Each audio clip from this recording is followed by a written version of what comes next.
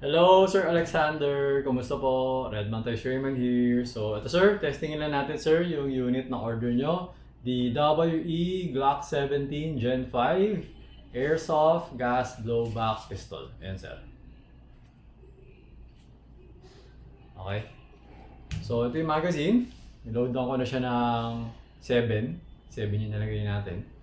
Okay. Bigyan ko na siya ng gas. Okay. So, ito, testingin natin. Test fire natin. Turning on the chronograph. Ayan. 0, 0. Okay. So, pag hawak ng pistol, always remember to keep your trigger finger out. Make sure that the muzzle is always pointed at a safe direction. At a safe direction. Okay? Inserting the magazine. Okay, so kasan na natin. Ayan yung BB. Okay, releasing. Okay, so ayan. Firing. Lakas. Nakakabingit talaga. 370 FPS. Okay. Second shot. 359.6.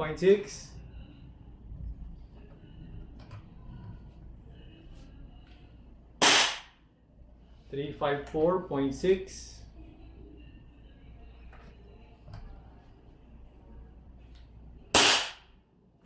351. Okay, so tuloy-tuloy ko na ito putok, no? Sabihin ko na lang.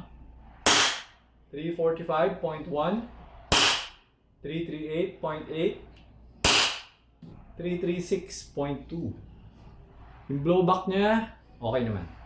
Okay, so malakas yung blowback niya. So wala tayong na-feel na kahit anong kakaiba. Okay? So yan sir, nag-open chamber siya kasi wala na siyang bala. Right, so removing the magazine. Okay, ayan. Tapos, as usual, I've always pulled back the slide. Pero nasa sa inyo, kung gusto niyo ibaba ito, ambidextrous naman yan. Okay, ayan. Pero yun nga, pagka yan ang ginagamit mo, pinupush down mo yan dyan, makakayod yung slide. So, darating yung time, hindi na siya magaganyan. Kasi, napudpud na. Okay? So, yun. Kaya ako, hinihila ko na lang. Kasi yung slide lock, meron niyang spring. So, it will always push it down. Yan. So, ganun siya. Okay? So, hammer down. Okay? So, ayun, Sir Alex. Okay na tong unit mo. So, I'm going to pack it and then dadalhin ko na siya sa courier. Okay? So, ayun, sir. Thank you for your order. Until next transaction po, always remember to stay safe, stay great, be good, and be thankful always. God bless po, sir. Bye-bye.